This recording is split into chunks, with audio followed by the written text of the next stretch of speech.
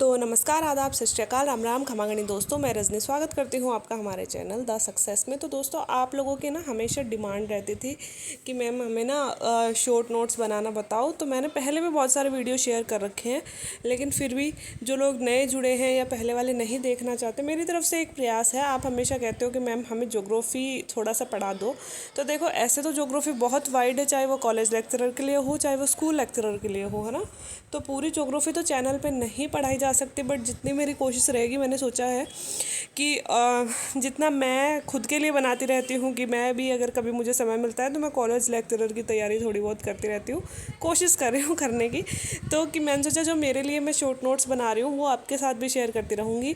ये first video मैं डाल रही हूँ। अगर आप लोगों को पसंद आता है तो फिर आप बताइएगा नीचे कमेंट करके कि मैम ऐसे वीडियो और चाहिए, तो आप रेगुलर डालो। अदरवाइज़ तो ठीक है, आपको एक दो वीडियो में डाल दूँगी, आपको थोड़ा सा अंदाज़ा लग जाएगा कि इस तरह से नोट्स बनते हैं।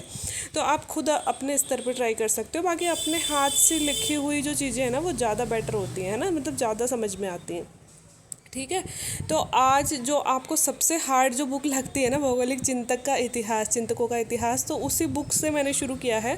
ये हमारे कॉलेज लेक्चरर में और स्कूल लेक्चरर में दोनों में सेम सिलेबस, मतलब ज्योग्राफी तो सेम ही है अपने दोनों में ही, है ना। आप अगर कॉलेज लेक्चरर की तैयारी कर रहे हो तो आपके नेट की भी तैयारी हो रही है और आपकी स्कूल लेक्चरर की भी तैयारी हो रही है। तो तीनों चीज़ें आप साथ लेकर चल सकते हो, तीनों की एक साथ तैयारी कर सकते हो। तो देखो, मैं इस तरह से नोट्स बनाती थी, एक पेज के 3 पार्ट कर लेती थी। ठीक है। और क्योंकि अब आप ये सोच रहे होंगे कि मैम बहुत कंजूस है, तो ये कंजूसी नहीं है। मैं ये चाहती हूँ, देखो किताबें, और अगर हम किसी कोचिंग से नोट्स खरीदें तो वो भरी पड़ी रहती है, अपने पास में 20-20, 30-30 किताबें हो जाती हैं ना, लेकिन उनको देख के हम घबरा जाते हैं, लास्ट टाइम पे हम पढ़ नहीं पाते हैं। तो मेरी कोशिश रहती थी कि मैं आधी कॉपी में सारी किताबों को समेट के रख दूँ। मैंने स्कूल लेक्चरर के टाइम पे भी यही किया था, और मेरा, आपको पता है, बैक टू बैक नेट और स्कूल लेक्चरर दोनों क्लियर हुआ था। क्यों? इस वजह से, क्योंकि ये जो शॉर्ट नोट्स मैं बनाती थी पढ़ते टाइम पे, इसके दो फ़ायदे होते थे। एक तो पढ़ते पढ़ते जब अपन बोर हो जाते हैं तो अपन लिखने लगते हैं, और जब अपन लिखने लगते हैं तो थोड़ी बोरियत दूर हो जाती है ना। तो मैं शॉर्ट नोट्स बना लेती थी पढ़ते पढ़ते, जैसे 1 घंटा पढ़ा, फिर आधा घंटा नोट्स बना लिए, फिर 1 घंटा पढ़ा, आधा घंटा नोट्स बना लिया, है ना। इससे बोरियत भी नहीं लगती। और दूसरा कि रिवीजन करने का सबसे बेस्ट तरीका है, अगर रिवीजन नहीं होगा तो किसी भी एग्ज़ाम में अपना सिलेक्शन नहीं होता, क्योंकि हम कितना भी कंठस्थ याद कर ले, 1 महीने बाद, 10 दिन बाद, 15 दिन बाद उन चीज़ों को भूल जाते हैं ना। तो कब याद होगा? जब हम हर संडे को इन पिछली चीज़ों का रिवीजन करेंगे। और रिवीजन कब कर पाएंगे? एक किताब का रिवीजन करने में तो फिर से हमें उतना ही टाइम लग जाएगा, जब हमारे हमारे हाथों से वो किताब हमारे पास समराइज लिखी हो, तो हम उसका रिवीजन कर पाएंगे, है ना। तो मैं इस तरह से पेज के 3 पार्ट करके बनाती थी, ताकि ना छोटी से छोटी चीज़ें मैं, मतलब कि छोटे छोटे छोटे अक्षर लिख सकूँ। खुद की लिखी हुई हैंड राइटिंग तो देखो सबको याद रहती ही है, तो आपको भी समझ आई जाएगी। और ये मेरी हैंड राइटिंग है, देखो मैंने कोई भाषा वाषा या हैंड राइटिंग वगैरह ऐसे कि मुझे चैनल पे डालना है, इस स्तर पे मैंने नहीं लिखा। जैसे मैं हमेशा खुद के लिए तैयार करती थी, वही स्तर पे मैंने खुद के लिए लिखा है। तो है ना, मैं पढ़ के आपको बता दूंगी। हाँ, यहाँ पे समझाऊंगी नहीं कुछ भी, क्योंकि इतना टाइम नहीं होता कि मैं आपको ना समझाऊँ छोटी छोटी चीज़ें। तो आप सब लोग अगर स्कूल लेक्चर की तैयारी कर रहे हो, नेट की तैयारी कर रहे हो, तो ऑब्वियस सी बात है कि 5 साल सिर्फ और सिर्फ ज्योग्राफी पढ़ के आए होंगे आप, 3 साल ग्रेजुएशन में और 2 साल एमए के। तो ऑब्वियस सी बात है, आप सब लोगों की ये सारी चीज़ें जो मैं बता रही हूँ पढ़ी हुई हैं और समझी हुई भी हैं। ऑब्वियस सी बात है, हमें सिर्फ और सिर्फ इसका रिविज़न करना है कि हम एग्ज़ाम ओरिएंटेड पढ़ सके, है ना। तो शुरू होती है हमारा भौगोलिक चिंतक का इतिहास ग्रीक से, मतलब यूनानी इतिहासकारों से, यूनानी भूगोलवेताओं से। उसके बाद में रोमन आएंगे, और उसके बाद में जैसे जर्मन, फ्रांसीसी और सारी चीज़ें आएंगी। ठीक है। तो सबसे पहले तो छोटा सा एक परिचय, जैसा कि रोमन से पहले भी क्या कुछ ज्योग्राफी में था, वैसा कुछ आज हम जैसे कि यूनानियों के 5 विद्वान पढ़ेंगे। 5-10 मिनट का वीडियो मैं बनाना चाहती हूँ, 5 विद्वान पढ़ेंगे, और उसके बाद में देखना, आप लोग बताना कि ठीक लग रहा है, समझ में आ रहा है आपको, और ऐसे चाहिए तो जितना मैं मेरे स्तर पे तैयारी कर रही हूँ वो आपके साथ भी शेयर करती जाऊँगी। ठीक है। तो सबसे पहले तो देखो, प्रारंभिक रूप से भौगोलिक ज्ञान का विकास की, मतलब कि जैसे हम यूनानी पढ़ेंगे उससे पहले भी क्या कुछ था। तो कुछ सभ्यताएं थी, जैसे चेल्डिया, बेबीलोनिया, असीरियन। इनमें मुख्यतः खगोल विज्ञान का विकास किया गया था।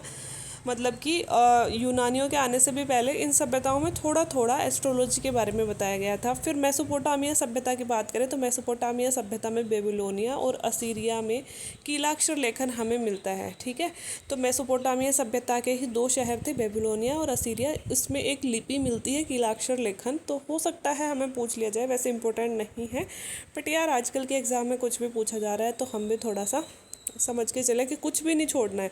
मैं ये कह रही हूँ कि अगर आप शॉर्ट नोट्स पढ़ के जा रही हो ना, तो मैं मेरे शॉर्ट नोट्स में जितना मैं लिख पाती थी कि मैं एक पॉइंट भी नहीं छोड़ती थी बड़ी बड़ी किताबों का, कि मैं लिख देती थी कि यार कोई भी क्वेश्चन नहीं छूटना चाहिए। तो मेरी तरफ से कोशिश रहेगी कि आपको हर एक चीज़, अगर मैं रोमन पढ़ा रही हूँ, अगर मैं यूनानी पढ़ा रही हूँ, अगर मैं जर्मन वैज्ञानिक पढ़ा रही हूँ, मतलब भूगोलवेत्ता पढ़ा रही हूँ, तो मैं उनके बारे में हर एक चीज़ लिखने का प्रयास करूँगी। ठीक है, सुमेरियन सभ्यता आई थी, दजला फरात नदी के किनारे विकसित हुई थी। विश्व के प्रथम मानचित्रकार थे सुमेरियन लोग, और पहली बार इन्होंने नगर का मानचित्र बनाया था। जब मानचित्र का कंसेप्ट ही नहीं था, तब सुमेरियन सभ्यता के लोगों ने पहली बार मानचित्र बनाना प्रारंभ किया था।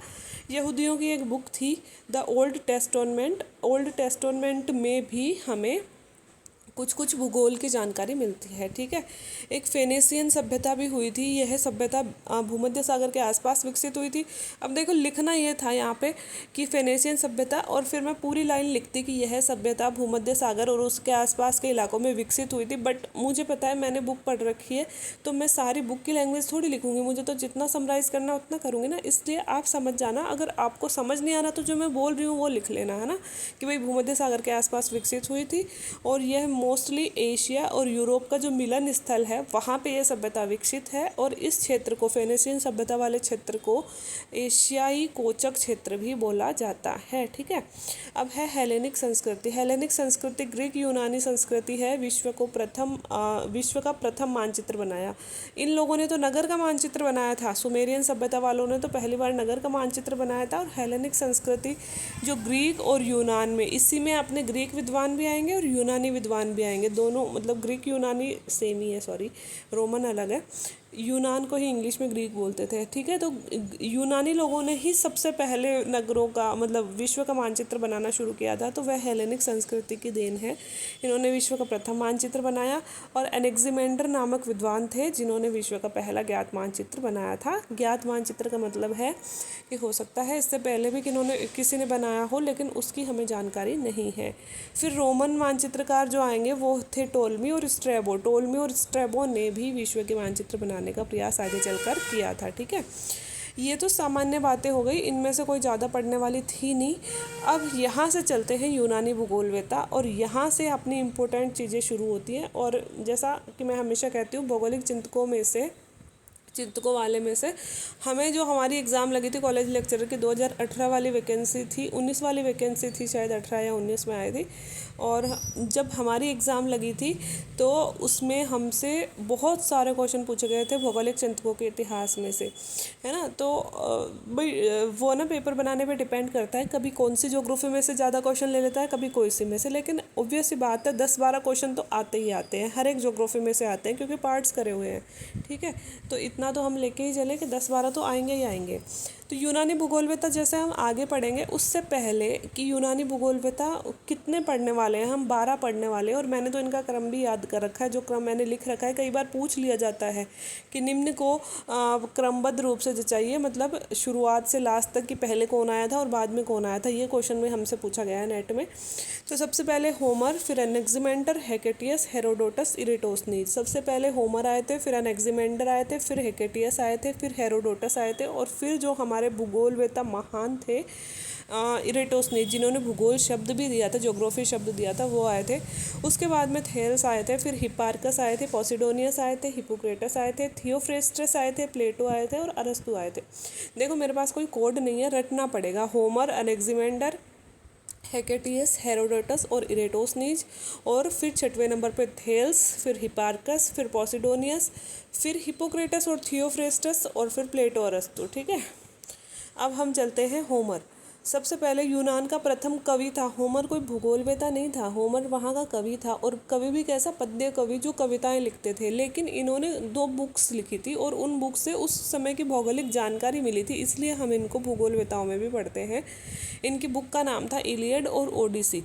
और ओडिसी जो किताब थी उसमें उस समय एक युद्ध हुआ था, ट्रोजन युद्ध, उस ट्रोजन युद्ध का वर्णन किया गया है। होमर ने कहा था कि पृथ्वी वृत्ताकार तश्तरीनुमा है जो एक महासागर से घिरी हुई है।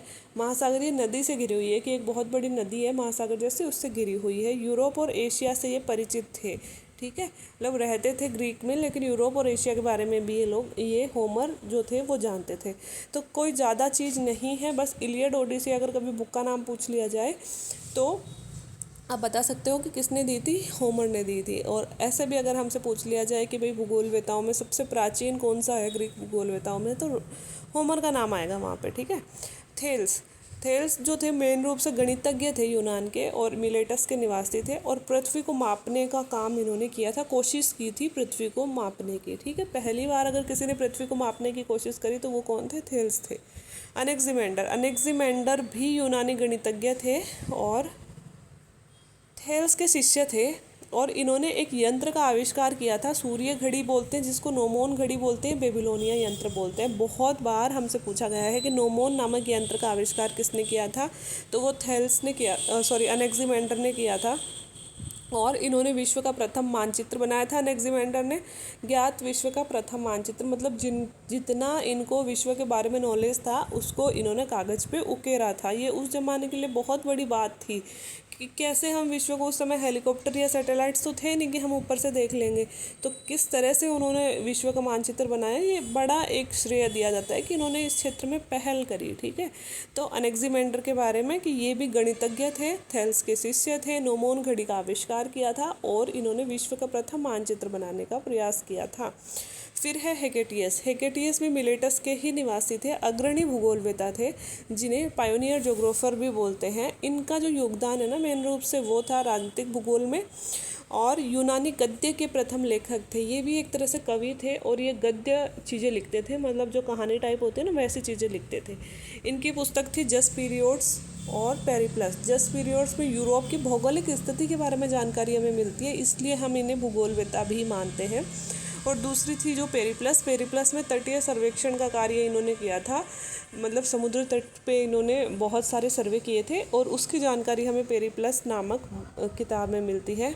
इन्होंने पृथ्वी को वृत्ताकार तल बताया। इन्होंने बोला कि पृथ्वी कहीं ना कहीं गोलाकार है और केंद्र में उसके यूनान है, क्योंकि भाई ये जिस देश में रहते हैं उसको इम्पोर्टेंट समझेंगे, तो ये कहते थे कि पृथ्वी के कहीं ना कहीं बीचों बीच यूनान है। और इन्होंने नील नदी का जो स्रोत बताया कि नील नदी कहाँ से शुरू होती है, तो वो दक्षिणी महासागर को बताया था, ठीक है। तो हेकेटियस के बारे में मेन बात है कि भाई ग्रीक भूगोलवेता थे, और मोस्टली रूप से ये मतलब वो थे, कवि थे, पायोनियर जोग्राफर भी इनको बोला जाता है। राजनीतिक भूगोल में इनका योगदान है। और जस्ट पीरियड्स और पेरिप्लस इनकी दो किताबें हैं। जस्ट पीरियड्स में यूरोप की भौगोलिक स्थिति, और पेरिप्लस में तटीय सर्वेक्षण के बारे में बताया।